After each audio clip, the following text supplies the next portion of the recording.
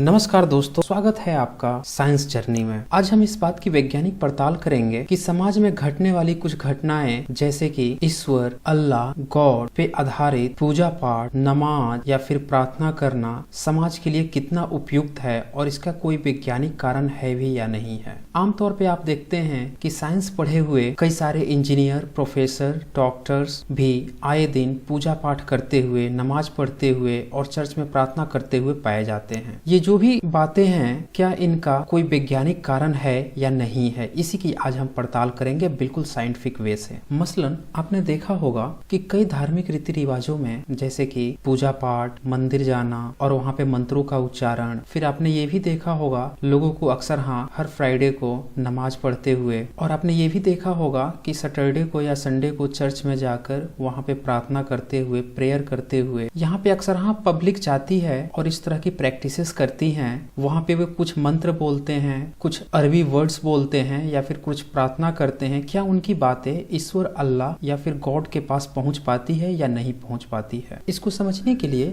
आपको communication system समझना होगा, यानी कि वैज्ञानिक रूप से कम्युनिकेशन कैसे वर्क करता है। बेसिकली कम्युनिकेशन दो तरह का होता है। एक होता है वायर्ड, जिससे कि आपने देखा होगा घरों में जो लैंडलाइन फोन्स होती हैं और वो वायर के थ्रू जुड़ी होती हैं दूसरे यूजर से। दूसरे तरह का होता है वायरलेस कम्युनिकेशन। वायरलेस कम्युनिकेशन यानी कि उसमें वायर से नहीं जुड़ा हुआ है, बल्कि सिग्नल के थ्रू वो ट्रांसमिट होता है सिग्नल और फिर दूसरे यूजर के पास वो चला जाता है, जैसे कि सेल फोन। अब यहाँ से आप एक अंदाजा ये लगा सकते हैं कि जो नमाज में या मंत्र पढ़ने में या फिर प्रार्थना करने में जो सिस्टम यूज होता है वो बेसिकली वायरलेस सिस्टम है, क्योंकि यहाँ पे जो पब्लिक का कम्युनिकेशन है उसके तथाकथित ईश्वर से उसका डायरेक्ट कोई वायर्ड कनेक्शन नहीं है। यानी कि यहाँ पे ये जो बोल रहे हैं, जो भी मंत्र पढ़ रहे हैं, ये जो भी मंत्र का उच्चारण कर रहे हैं या आयतें पढ़ रहे हैं या फिर प्रार्थना कर रहे हैं, ये डायरेक्ट इनके मुंह से निकलता है और सीधे इनके ईश्वर के पास पहुंचता है। तो इसी को हम कम्युनिकेशन सिस्टम के थ्रू चेक करेंगे कि क्या ये वैज्ञानिक रूप से पॉसिबल है या नहीं है। आमतौर पे कम्युनिकेशन एस्टेब्लिश होने के लिए वायरलेस कम्युनिकेशन में दो रिक्वायरमेंट होती है। पहली रिक्वायरमेंट है फिजिकल मैसेज की और दूसरी रिक्वायरमेंट है ट्रांसमीटर या रिसीवर डिवाइसेस की। फिजिकल मैसेज कहने का मतलब ये है कि जैसे कोई इंसान है और जब ये कुछ बोलता है तो यहाँ से फ्रीक्वेंसी जनरेट होती है। यही फ्रीक्वेंसी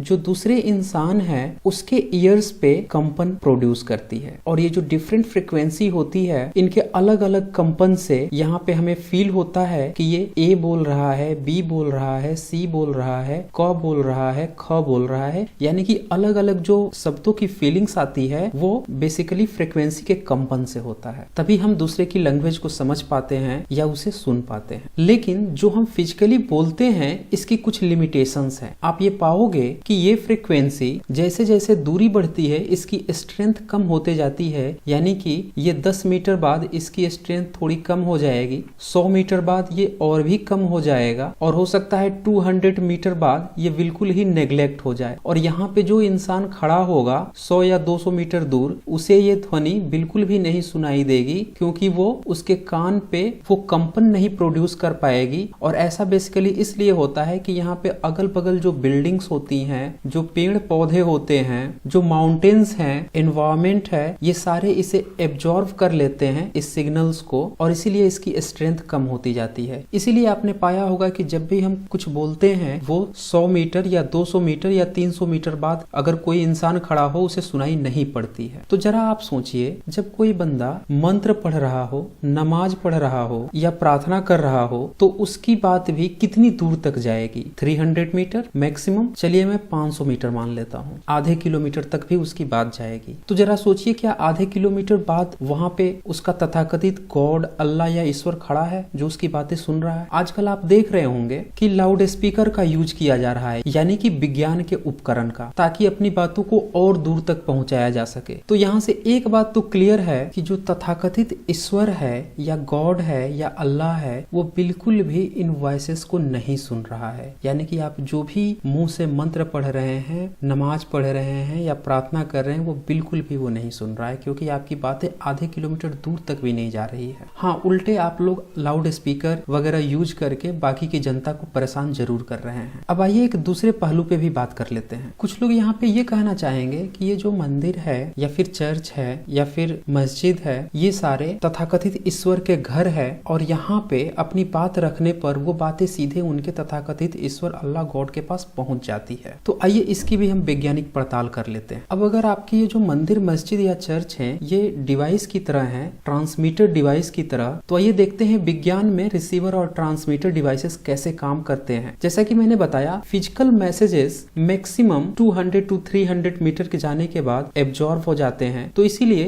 इस तरह के मैसेजेस को दूर तक भेजने के लिए, जैसा कि हम देखते हैं कि एक इंडिया में रहने वाला बंदा अमेरिका के रहने वाले बंदे से भी बात कर पाता है, यानी कि कम्युनिकेशन एस्टेब्लिश कर पाता है। ऐसा इसलिए पॉसिबल होता है क्योंकि विज्ञान ने transmitter and receiver devices design कर लिए। तो इसे देखते हैं ये कैसे काम करता है। ट्रांसमीटर पे बेसिकली जो भी ह्यूमन वॉइस होती है इसे पहले प्रोसेसिंग की जाती है और उसे इलेक्ट्रिकल सिग्नल में कन्वर्ट किया जाता है और फिर एक एंटीना की जरूरत होती है ट्रांसमीटर पे, जिससे आप इस इलेक्ट्रिकल सिग्नल को ट्रांसमिट करो। एंटीना बेसिकली इलेक्ट्रिकल सिग्नल को इलेक्ट्रोमैग्नेटिक वेव में कन्वर्ट कर देता है और यही इलेक्ट्रोमैग्नेटिक वेव वायुमंडल में ट्रांसमिट होती है। फिर रिसीवर पे एक एंटीना लगा होता है जो इसे रिसीव करता है और फिर यहाँ पे इलेक्ट्रिकल सिग्नल में कन्वर्ट कर देता है। फिर यहाँ पे फर्दर प्रोसेसिंग होती है जिसे कि रिसीवर कहा जाता है और प्रोसेसिंग होकर फिर से आपको एक्चुअल मैसेज मिल जाता है जिसे आप सुनते हो। तो इस तरह से कम्युनिकेशन एस्टेब्लिश होता है। अब अगर मंदिर, मस्जिद, चर्च इस तरह के ट्रांसमीटर डिवाइस की काम कर रहे हैं तो आपके ईश्वर के पास भी ये रिसीवर होना चाहिए, और अगर ये नहीं है तो आपका ईश्वर आपकी बात तो सुन ही नहीं पाएगा, क्योंकि आपकी जो आवाज जा रही है वो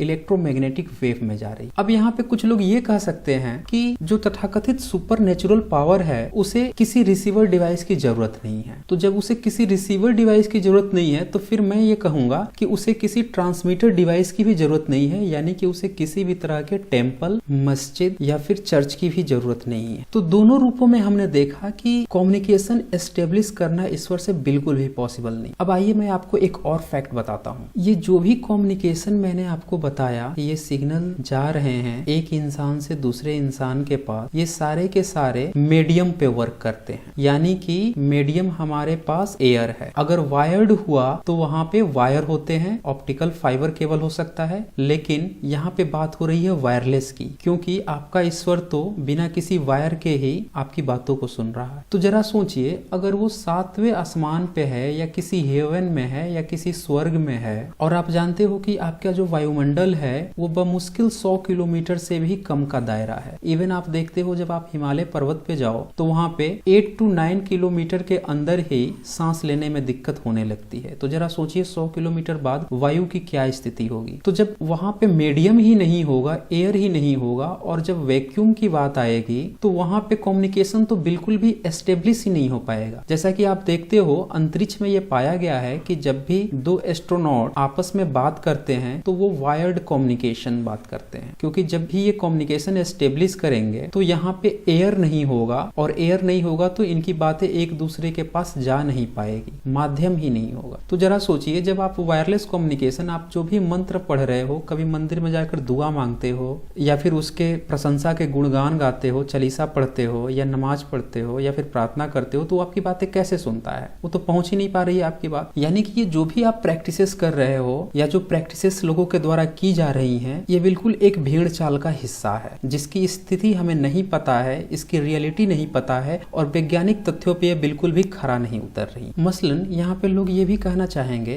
कि जो तथाकथित सुपर नेचुरल है वो सारी चीजों को देखता है, वो हर चीज को गौर करता है, सबका रिकॉर्ड करता है और फिर बाद में फैसले करता है। तो आइए इसकी भी वैज्ञानिक पड़ताल कर लेते हैं कि वो कैसे इसे देखेगा जो भी घटनाएं घट रही हैं। क्वेश्चन ये भी राइज होता है कि एक बिल्डिंग के अंदर वो कैसे देखेगा, एक घर के अंदर कैसे देखेगा, किसी गुफा के अंदर वो कैसे देखेगा। इसके लिए आप ऐसे समझे कि ये हमारी पृथ्वी है और यहाँ पे अगर कोई इंडियंस पब्लिक रह रही है और इधर कहीं यूएसए है, अमेरिका है, तो जरा सोचिए कि अगर ईश्वर यहाँ कहीं पे है, 7वें आसमान पे है, हालांकि नहीं है या है वो एक अलग मुद्दा है। अभी मैं धार्मिक लोगों के अनुसार ये मान के चल रहा हूँ कि वो है, कहीं दूर से देख रहा है, उसके 7वें आसमान से, स्वर्ग से या फिर उसके हेवन से। तो चलो यहाँ से वो देख रहा है, तो यहाँ पे जो यूएस यूएस का बंदा होगा उसी समय उसे वो कैसे देखता होगा। अगर यहाँ से उसकी जो विजिबिलिटी होगी वो कुछ इस तरह से होगी, वो इसके बैक साइड में कैसे देख। यहाँ पे देखने के लिए ऑफ कोर्स एक आंख का यहाँ भी होना जरूरी है ताकि वो इसे भी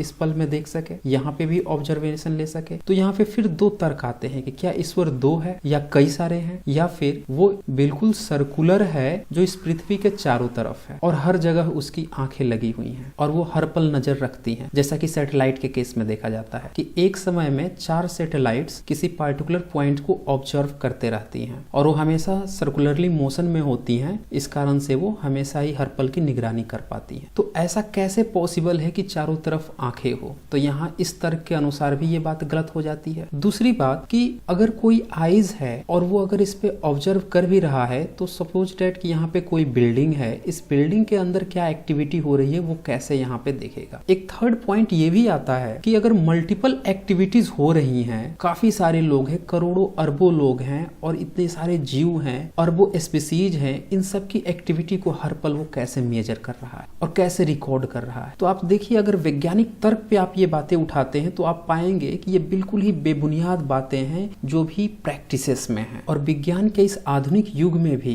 जो भी लोग इन प्रैक्टिसेस को फॉलो कर रहे हैं वो कितने ज्यादा अज्ञानी हैं, या यूं कहें कि वो बिल्कुल भी तर्क के बारे में नहीं सोचते, साइंटिफिक वे से नहीं सोचते। और यही कारण है कि इतने पढ़ लिख कर भी, विज्ञान पढ़ने के बाद भी प्रोफेसर, डॉक्टर, इंजीनियर्स और हाई पदों पे बैठे हुए रैंकर्स इन्हीं प्रैक्टिसेस करते हुए पाए जाते हैं। तो दोस्तों, आज का कंटेंट आपको कैसा लगा इसके बारे में आप हमें जरूर लिखें, कमेंट करें, अपने सजेशंस जरूर दें, क्योंकि आपके सजेशन से हम इस चैनल में और भी बेटर कंटेंट को प्रोवाइड कर सकते हैं, बिल्कुल वैज्ञानिक तथ्यों के आधार पे, जिससे कि समाज में फैली हुई कुप्रथाएं और घटित हो रही जितनी भी घटनाएं हैं जो कि अवैज्ञानिक है उसके बारे में जागरूकता फैलाई जा सके। तो आज बस इतना ही।